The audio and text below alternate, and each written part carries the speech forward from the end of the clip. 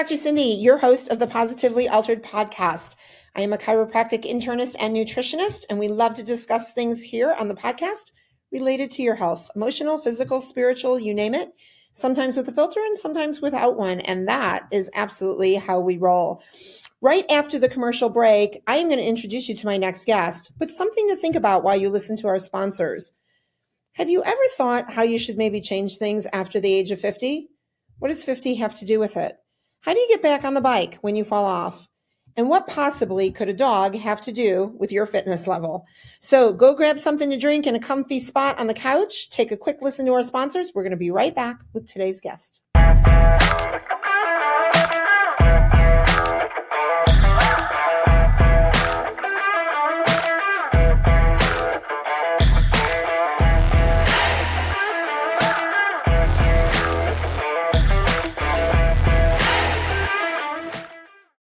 Hello, my name is Heather Lord, and I am the COO of Professional Health Products. Cutting corners is an all too common practice in the dietary supplement industry. When my father founded Professional Health Products, he sourced the cleanest, most biologically active ingredients from around the globe.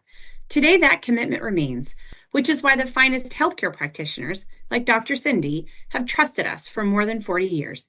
We oversee the entire process in our manufacturing facility, from sourcing and formulation to manufacturing and labeling. Today, we offer over 300 unique products that can be tailored to the nutritional and homeopathic needs of each individual. Most recently, we launched a proprietary genetic test, allowing our practitioners to get even more dialed in to their patients' health. To learn more about Professional Health Products, please talk to your practitioner or visit our website at phpltd.com. Today, your life is going to be altered. I'm Dr. Cindy. Welcome to Infinity. We have worked hard to create an electronic claims website that is simple and user-friendly. This is the public side. You can log into your personal web portal here. This is your dashboard. You can personalize it to your liking here. Our main focus has been to allow you to submit and edit claims as easy as possible. You will find our claims editor and claims processing is simple to use and straightforward. Our quick action bar is where you can find your most important information. Most of these icons will take you directly to the claims the number represents. You can easily view if you have any messages in your inbox of any unread alerts by looking for these blue numbers. To view the rest of our training videos to get the most of your Infinity experience, click this icon. We hope you find this web portal simple and easy to use. Thanks for letting us serve you.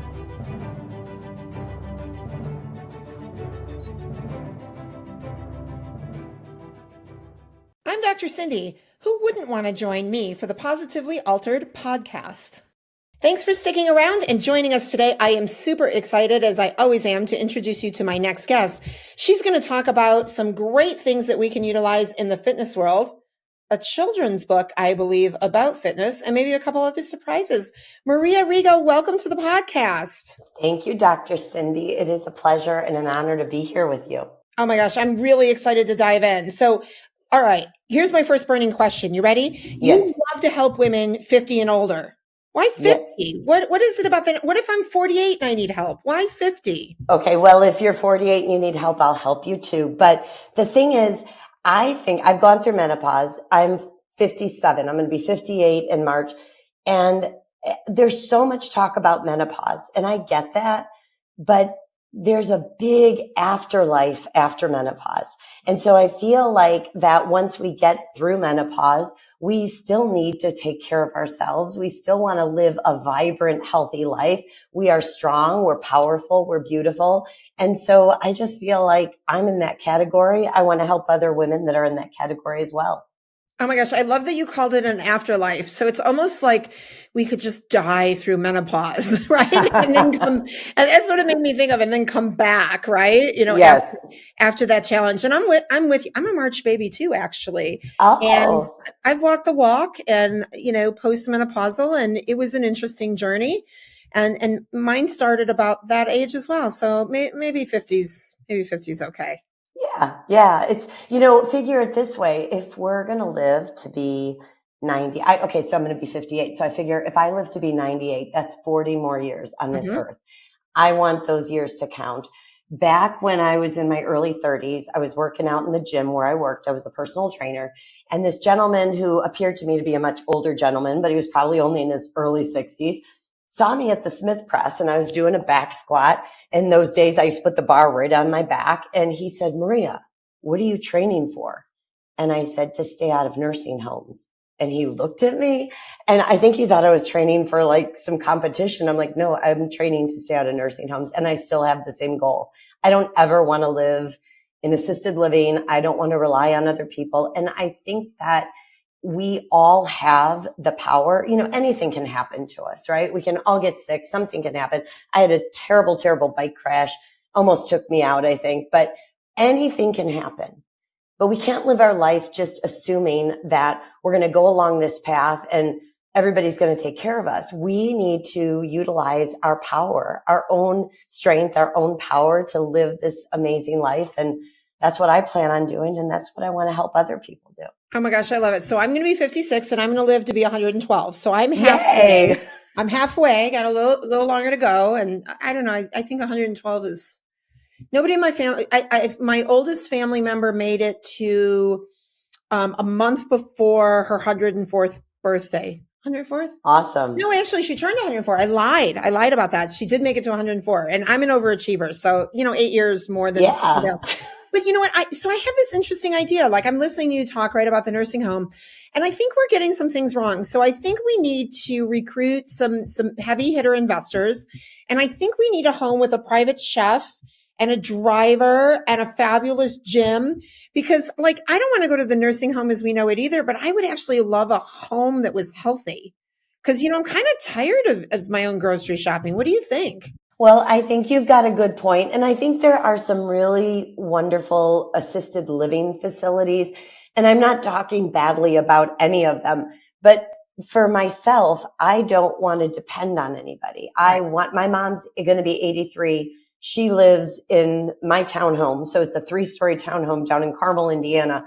And she's, on the library board and she's helping with the landscaping. And I just see myself going that route of living on my own and doing my own thing. But yeah, if you want to live in like a hotel, like a luxury hotel community, I think you should do that.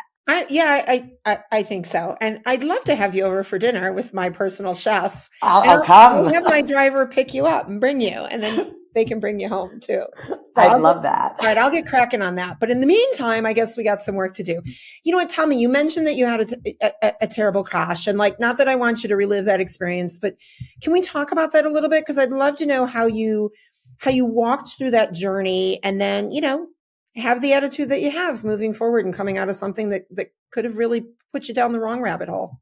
Well, I mean, there's people that have been in way worse crashes than I have had. I realized that I've had 7 bike accidents in my life, and 4 of them happened as an adult. And the last one I had was the topper of all of them. And I said, I'm never doing that again. I had a moderate concussion and a minor brain bleed. And of course, it was during COVID. Mm-hmm. And I probably was riding too long on too little energy. I probably hadn't eaten enough. And it was a stupid accident. A woman was coming toward us on a trail with her dog. The dog's leash was really long. And so I went behind my partner, Jack, to kind of follow behind him to move out of the way of the dog. And the last thing I remember seeing was this short little yellow bush, like little yellow leaves. What I think happened was the branch got caught in my gears and just took me out. And the poor guy, I think I scared the crap out of him. Cause they took me away in the ambulance and I woke up and, I said, what do they have me on? Cause I feel kind of nauseous. I don't want to be on medicine. He goes, honey, you're on morphine. And I said, I don't need it. I don't have any pain. Well, we know the morphine works, right? That's great. But you know what? I came back from that and I still ride, but I don't ride as far as I used to ride. I love cycling. I love being outdoors in nature. It's so healing. I think it's amazing. I think hiking, cycling, any of that stuff, but I just don't push myself anymore. It left me with a little bit of a visual issue. So I've got to kind of watch that when I'm riding, but other than that, I'm fine. So you know what? There's a great message in there that I love to talk about, and that is, not to give up what you love, right? You got, so to speak, got right back on and wrote Yes. again. Yeah. But at the same time, sometimes we have to shift, right? And we have to make some small changes so that we can still do the things we love, but not in a state where it's dangerous for us. So I love that you were able to find a way to do that and that you still keep going. It's really important. Thank you. Yeah. And I kind of look at that metaphor too with our age, right? Like we don't want to stop exercising. We don't want to stop doing all the things we do. We want to keep doing them, but we do have to create some modifications so that we can help ourselves feel good and just stay strong as we age. All right. So I'm going to join you at the gym and we're going to do some workouts. Give me your, what is your favorite type of exercise to recommend for those of us that are a little older and, maybe it's not so easy anymore?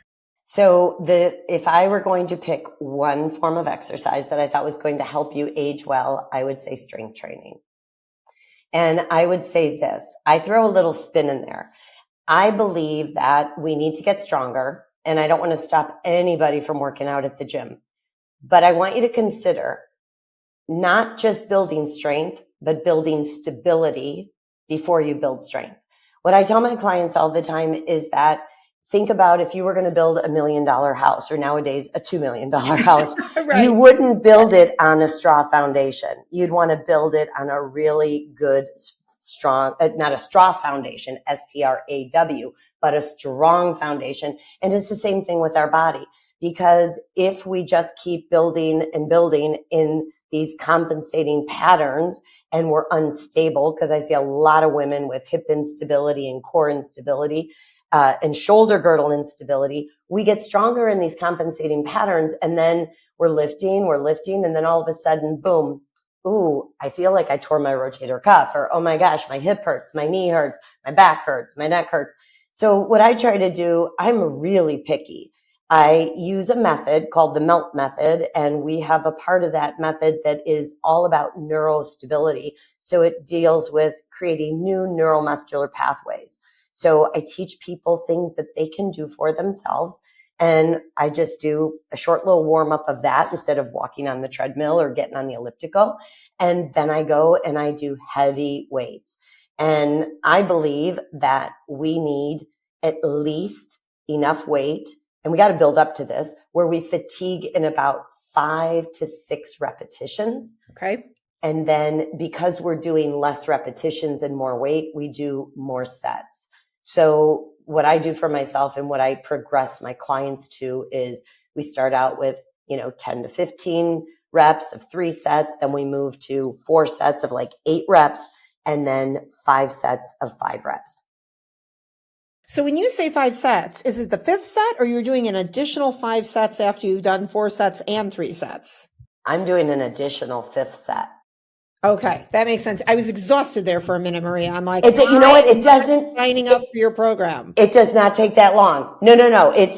I can do this in 20 minutes. Okay. I do heavy weights, and because you're going to like this, Dr. Cindy, because you're lifting so heavy, you're not lifting 3-4 days a week. You're lifting 2 days a week, because as we age, it takes us a little bit longer for the recovery. And remember, we're building muscle during the recovery, right? Not while we're breaking down the muscle fibers. So I lift really heavy on Monday. I lift really heavy on Friday. I do my cardio workouts, which I do specific cardio workouts as well. And then I throw in a Pilates workout here and there, or a little bit of functional work, some air squats, blah, blah, blah, but only go into the gym doing heavy weights twice a week for 20 to 30 minutes. Not hard to do at all. Oh my gosh, I love the heavy weights. And it's funny, I have a gym in my basement, but I like to go to the gym more than work out because I always lift heavier when I'm in front of other people. Yes. Well, do it for yourself, but not for the other people. I do, but there's something about when somebody's watching you just picking up that weight that's got a few more pounds on it that you can do, right? Yeah, makes you feel good. It does. It's very motivating, actually. And I'm an ex-power lifter, so I'm a meathead anyway. I love the heavy weights. Yeah. For sure. You've got that good muscle memory. You are safe to do that. Yeah. Yeah. So how did you get into the training? Was there a life-changing or aha moment when you were younger that got you excited about this? So I think I was always drawn to, I was never a sporty girl. I was never on a team. I went to an all-girls Catholic high school, so I wasn't involved in sports at all. But I really was drawn to exercise. In fact, when I was like 15 years old, I asked my mom, can I join this Nautilus gym? And I went there for a while. But what really got me and started as a personal trainer is I was diagnosed with Hashimoto's after my second son was born. So I was 26 years old. And I had been going to, fitness classes and exercise classes, and I had no energy. And I just had aches and pains all over my body.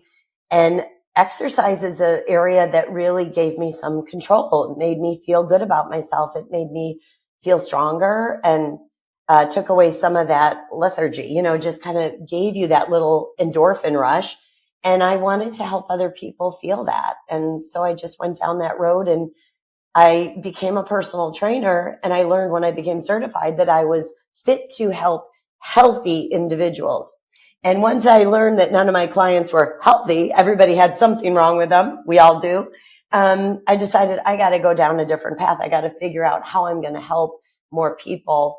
And besides just being a trainer, not that there's anything wrong with being a trainer. And that's what led me to ultimately becoming a health coach. Okay. Yeah. It's pretty fun, and like you said, we all do. And it's interesting. It makes me sad to think so many of us are fighting some sort of health battle, right? And much more severe, but our environment is one of ill health. And you're really right. I do think not everybody, but a good majority of us really are struggling with something that could be better. How many people do you run into that kind of use excuses, right? Of like, well, I'm over 50, so it's okay that I have aches and pains, and it's okay that I'm tired, and it's okay that I can't sleep. Almost where, I have this mantra that it's common, not normal, right? Mm-hmm. But Yeah, it becomes so common that we accept it. And I never like anybody to use age as an excuse in my office, because again, I think we can live to be 90 or 100 and feel amazing. Mm-hmm. But do you run into that a lot where people just use that as I'm older, so it's okay? Yeah, I think that not just older, but there's people that have different issues and they're maybe either afraid, they don't have the motivation. And I don't even want to say this, but some people do live in like a victim mentality. Mm-hmm. And that's where becoming a health coach really changed me too, because I knew that people could come in and see me and I could get them through a workout, even the people that hated exercise, right? And they'd come in and they were going to come in on a Monday and we'd work out and they'd feel great when they left. And then I'd give them a little bit of homework, but I wouldn't talk to them. And they'd come in the next Monday. We're starting in the exact same spot because they just didn't have the confidence in themselves, the motivation, like you said, like this feeling of I'm old. I don't know if I'm going to do it the right way. I don't want to hurt myself. I've got all these aches and pains. I'm nauseous. I got a headache. I don't know, all kinds of stuff. And I thought there's got to be a better way to help people. And I think that's through mindset. And I really think that helping people feel powerful and just celebrating little wins, like if you feel like I can't go to the gym, I'm too this, I'm too that, I'm not enough of this, I'm not enough of that, I don't have the self-confidence to walk into a gym, go for a walk around the block. Put on some music and dance in your living room, like do something to move your body. And as you start to feel more accomplished in that, you gain some self-confidence and you might strike out and say, maybe I'll try a gym at my try a class at my rec center, or go to the YMCA or go to my church and join a class, something to get moving. But yeah, there's definitely people that have that. I'm to this, I'm to that. And that's what we're trying to change, right? Is to get people to take control. Always. Do you have any magic tricks? Because I think it's really hard, right? So you talk about people who have a victim mentality. Any magic tricks up your sleeve to help people, to help pull them out of that? I think asking a lot of questions. I'm very bossy. I can be really bossy. I've been told by many people. And so I think that when I started asking more questions and keeping my mouth shut, I helped people more because I think we all have the answers inside of us. I think we all know what's holding us back. And if somebody just kind of points their finger at you or they tell you a list of things to do, if you don't, if that doesn't resonate with you, you're not going to do it. But if I ask you, hey, Dr. Cindy, what really lights you up? What makes you feel good? What makes you happy? And you give me 3 or 4 things. And I say, well, why don't you just try one of those? You're going to be more likely to do that than if I tell you what to do. Right. Yeah. It's fun to tell people what to do, but you're right. It doesn't work. Yeah. Yeah. It's very hard. Let's go back to your personal health journey, because you mentioned something that unfortunately, I think there are hundreds of thousands of women and men, quite frankly, that are struggling with Hashimoto's thyroiditis. And I think it's a very even underdiagnosed diagnosis. Does that make sense? Yes. You know, Yes. so when you experienced that, were you given that diagnosis right away? Did they run the proper tests, or were you kind of strung along for years and years until somebody actually really did figure it out? So my story is a pretty quick and clear cut story. I was, my oldest was like 4, and my youngest, I have 2 boys, and my little guy, who's now going to be 32 in March. Don't ask me how that happened, but, he was like 6 months old, and I was exhausted. And this is my story. I would put my Ryan in his crib to go to bed. I would take Jerry, who's now 35 and a dad, and I'd put him behind me on the couch, and I'd turn on The Lion King or any other Disney movie, and I would lay down on the couch, and I'd feel like he's behind me. So if he gets up, I'm going to know he's up, and then I'll get up. But this way I can kind of crash on the couch while he watches The Lion King. And then Ryan would wake up from his nap, and I'd have to go make another pot of coffee. And I went to my gynecologist for a checkup, and she said, why is your skin so dry on your shins? And I said, I don't know. And she said, is your hair falling out? And I said, oh yeah, my hair falls out in clumps. And she said, are you tired? And I said, oh, I'm exhausted, but I've got a 4-year-old and a 6-month-old. And she felt my glands, marked by my thyroid. And she goes, yeah, you got to go get some blood tests done. So it was my gynecologist. Like, I think I don't know if I have a high tolerance of pain, but I think I just thought that's the way a new mom felt. I was stressed out. I had 2 little kids. I didn't realize that I was so sick. But I had, with my firstborn, I had toxemia, and with my second one, I had preeclampsia. Looking back now, they say the pregnancies triggered the Hashimoto's. I wonder if I had it, and that's what made me more, toxic with the pregnancies. Yeah. So here's a great public service announcement for all of you out there who have children. It's okay to have a hard and stressful and day that wears you out. But if you are stressed out and exhausted every single day, no, it is not normal, no matter how many kids you have, to feel that way. And I think we fall into that, right, Maria? Like, it's like, oh, well, again, we have a good excuse and we're not going to go complain about it. Yeah. No, it is not. It is not normal to do that. And what is it about The Lion King? I did that when I'm telling you, it must be our age, because it's our age. When I was pregnant with my second, and my daughter came to me, I actually had HELLP syndrome. I was very, very sick with my first, and I didn't do so great with my second either. So I spent a lot of time just laying around, trying to get through the day. And that's what we watched, was Lion King. I wonder if there's some research behind the therapeutic effects of that particular Disney movie and our health. It gave us power. Is that what it was? Right? We could stand on the mountaintop. Simba and Mufasa, right? Maybe. God, I hate to give Disney credit for my health, but because you know what? I'm not going to give Disney credit. That's okay. We can have credit for other things. You get to take credit for it. Yeah, not for that. So how do you manage the Hashis at this point? What are some good things that you've incorporated into your lifestyle besides the weight training that have helped you navigate this diagnosis? So aside from working with a traditional medicine doctor, I've been working with a functional medicine doctor, and I love you, functional medicine doctors. I wish that you were all covered under insurance, because it's an incredible journey to figure out the root causes of things. But I actually am dealing with some higher levels of antibodies and TSH and all that. So I have gone gluten-free. I really strive to avoid dairy. It's hard for me, but I try to limit it as much as possible. I don't drink any alcohol. I try to avoid corn. I don't eat soy. So, some people hear that and they're like, oh my gosh, what do you do for fun? But I actually have a lot of fun. I try to stay hydrated, but I would say this too, just giving yourself care and rest, trying to prioritize sleep and, the health, doing the exercise, finding things that you can incorporate that are self-care, learning how to reduce stress. We all have stress. And my mom would always say, honey, there's good stress and there's bad stress, but your body can't tell the difference. And I so agree with that. Mm-hmm. So learning how to manage stress and just taking care of yourself.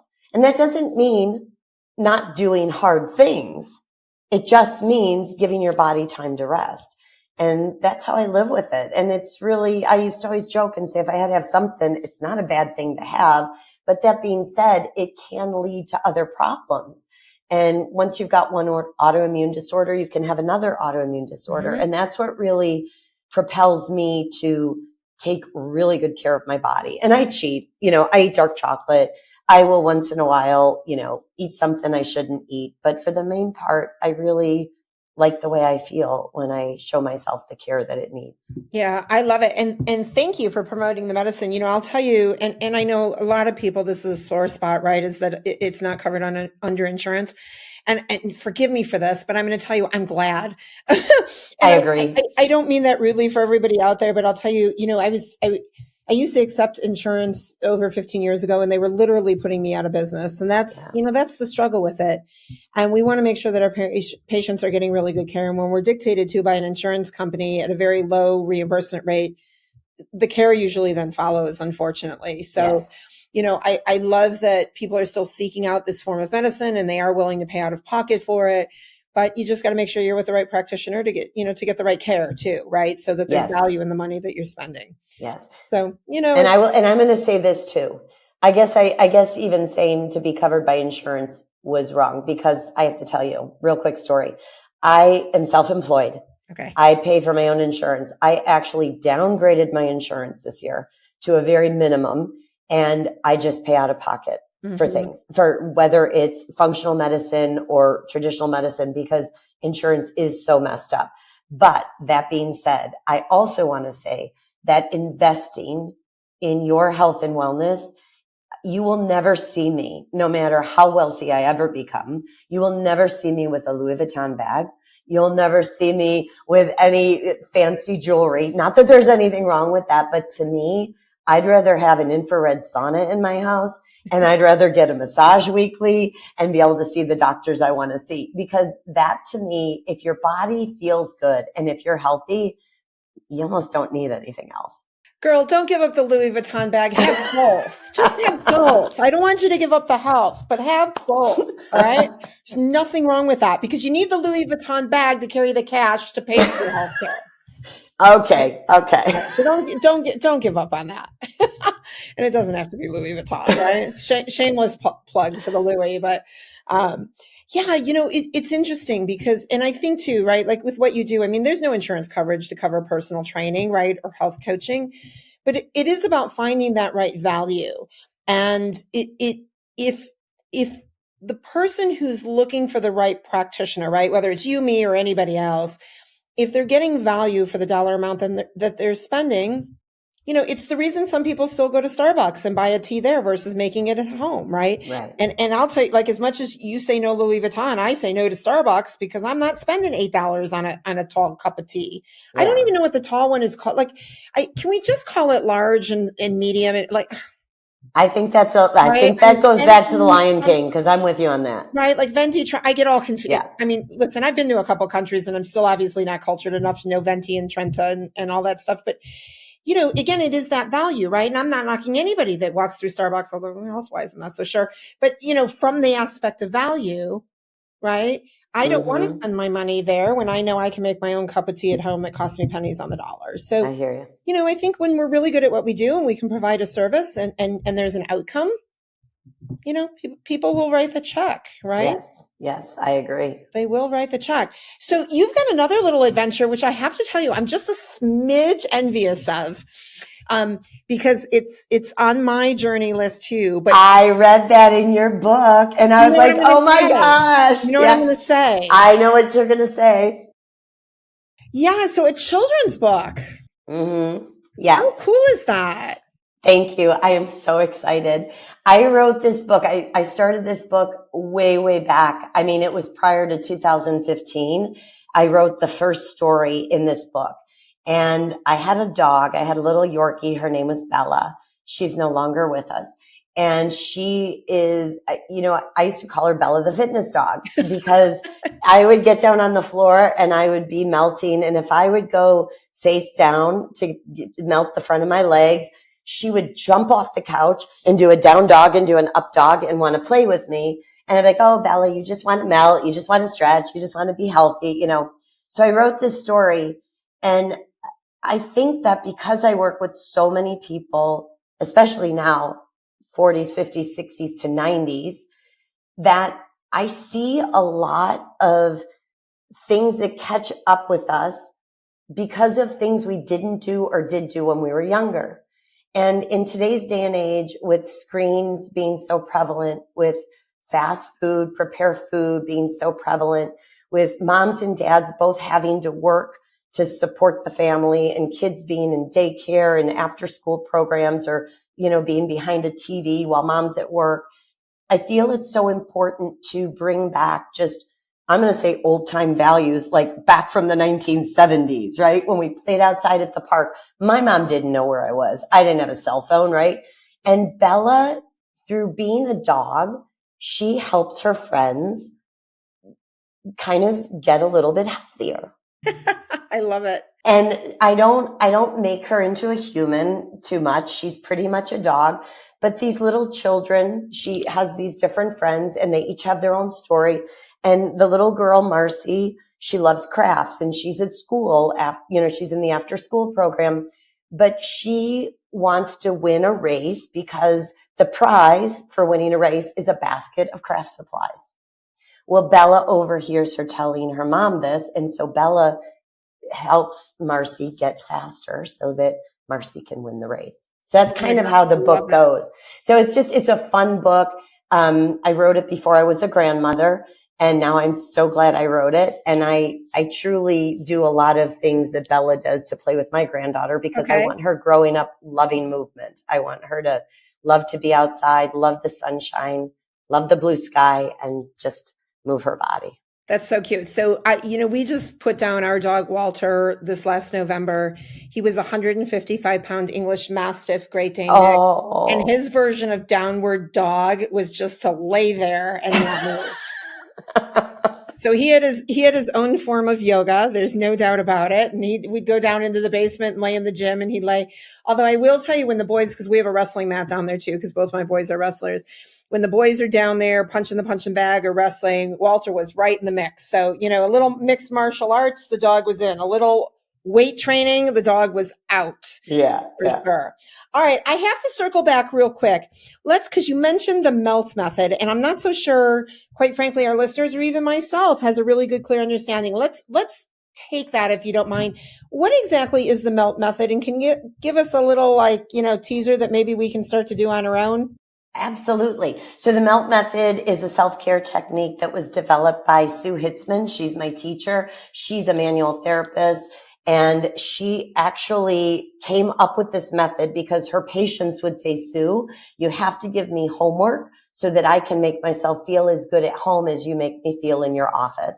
And so after years and years of trying all different tools, she ended up actually having to manufacture her own tools. So we use these specific soft foam rollers and these soft little therapy balls. There's also some firm therapy balls.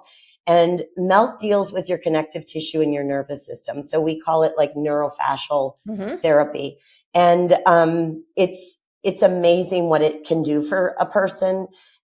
Basically, if the quickest way I can tell your listeners is if you've been sitting at the computer for a long time and you get up and your hip hurts or your low back hurts and you're like, oh my gosh, that really hurts.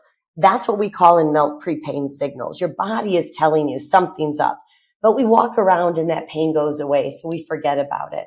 But if we let that accumulate in our body, then a few weeks or months later, we go to bend down and pick up a piece of paper and we throw our back out, right? And then we take an ibuprofen, but that doesn't address the problem. It just masks the symptom.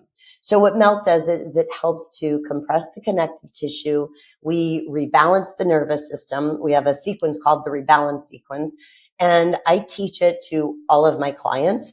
It is an amazing warm up. And what I do with the melt method as far as neural strength is that's the stability component I was talking about to create neurological stability in our body. And it sounds like a lot of sciencey terms, but basically it's self-care that you learn to do for yourself. And I can give you in the show notes, if you want to include some places where people can go to learn and to get in touch with me if they want to learn how to melt for themselves. We would absolutely love that. And I'll tell you what, we're going to take a quick break. We're going to come back and do some rapid fire questions that may or may not have anything to do with anything.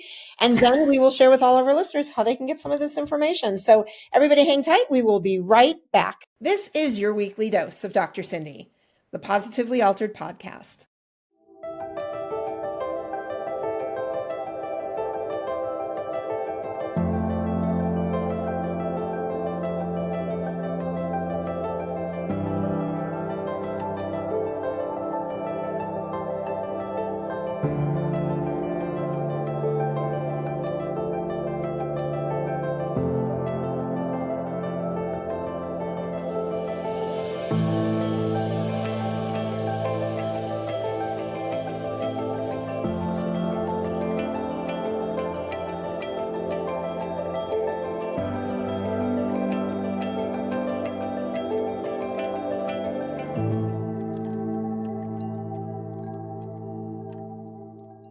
Stop.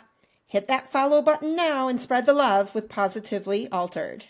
Welcome back to the Positively Altered podcast with my guest, Maria Rigo. Maria, we're going to do some rapid fire questions. You ready? Okay, sure. All right, let's see how they go. If you were the ruler of the universe, who would you trust to drive your chariot? Oh my gosh. That's a hard one. You know what? I got to say my partner, Jack. Yeah? Yeah. He was a pilot. He is a chemist, and I really value his advice and his opinion on a lot of stuff. That's awesome. Now, here's a really important question, though. So as a pilot, is he also a good driver, though? Oh, he's an amazing driver. See, that's really interesting because like my daughter's a pilot. She's a horrible driver. And I've learned, no, true story. I've learned that a lot of pilots are actually not good drivers, which is why they belong in the sky.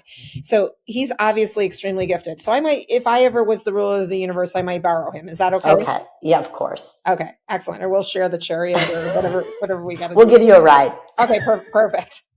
Well, here we go again. So in my senior living facility, there you go. You can just pick me up with the chariot. Now I just need the private chef. So if anybody out there would like to come live with me, I've got the ride down. So I'm halfway there. See, all you got to do is put it in the universe, Maria, and things come true. Yes. That's good. All right. If you could domesticate any animal on the planet, what would you pick to live in your house? Oh my gosh. Oh, I'm going to say a penguin. Oh, that's so cute. Yeah. I just think penguins are absolutely adorable. I mean, they'd have to be domesticated and not smell. But they're adorable. And I have kind of a little connection with a penguin is a sign from the other side. So okay. It means a lot to me. I love that. Awesome. For me, that's a flamingo. Cool. Yeah. And they kind of smell too. So yeah. Well, I think most animals smell, don't they? If that's true. That's true. Sometimes even the domesticated ones aren't so lovely. Gotcha. Yeah, I know. They just don't seem to care, but maybe they're onto something that we don't know, but that's okay. All right. What food would you make a breakfast food that is not considered a breakfast food? Oh, I would say this is going to be the health coach in me. I'd say salmon, wild caught. See, I'm with you. I love cold salmon in the morning. Cold or hot, I don't care, but cold on a salad, yummy. And so good for you. It is a great breakfast food. Yeah, and good brain food. So like, why give the kids a bowl of Cheerios when you could give them salmon? Right? They would do so much better in school. Right. Do you know that there is not one box of cereal in my house? My house either. Yeah. Don't believe in it. You know what? I actually used to make something called fruit cereal in my house. We would chop up either almonds or cashews, sliced bananas, sliced blueberries and strawberries, a little bit of cinnamon, your plant milk base, of choice, because we didn't do cow's milk. Mhm. And we'd mix that around. And if you needed to eat something out of a bowl with a spoon, that was our There you cereal. go. It was fruit cereal. Sounds delicious. Yeah. And we can't keep it in a box because it would be pretty nasty and gross. Yeah. Well, I think the things you can't keep in a box are better anyway. I agree. All right. If you could change snow from the color of white to any color on the planet, what would you pick? I love white snow, but I'm going to say like super light, like the color of like an iceberg. Have you ever been like up close to an iceberg, like that blue? That would be the color I'd pick. Okay. And your favorite body part and why? My legs. Yeah. Okay. Not because I have good looking legs, but the favorite body part for anybody because they carry us through. Oh, that's a good answer. I like that. Yeah. I love that. And Maria, last but certainly not least, what was your favorite thing about doing the podcast today? Oh my gosh, meeting you and getting to talk with you. Oh, so sweet. I love it. I love your book. I love listening to you. You're awesome. Well, thank you. The feeling is mutual. So Maria, share with everybody before we get going, how can they find you, follow you, reach you, buy the children's book? Give everybody all the deets, please. Okay, so you can find me at boundlessbalance.com. That's my website. But you can follow me on Instagram at boundless_balance or on Facebook at Boundless Balance. And Bella the Fitness Pup is coming out in August. And she has her own Instagram page, Bella the Fitness Pup, and her website is coming soon. So make sure you go over there and follow her too. Oh my gosh, I absolutely love it. I want an autographed copy, okay? All right, you've got one. I'll come down and see you and bring it to you. If anybody out there is interested in some of Maria's health programs, which I highly recommend, we've got a gift for you. Maria, what are we offering, everybody? So any of your listeners who would like to coach with me, I would like to offer them 10% off. And all they have to do is use the code Dr. Cindy at checkout. And they can always just message me too to set up a time for a free consult to make sure we're a good fit to work together. Awesome. And if you missed that, we'll make sure to put it in the show notes so that you can check out Maria's health programs and 10% off using the code Dr. Cindy. Well, I really appreciate all the time you gave today.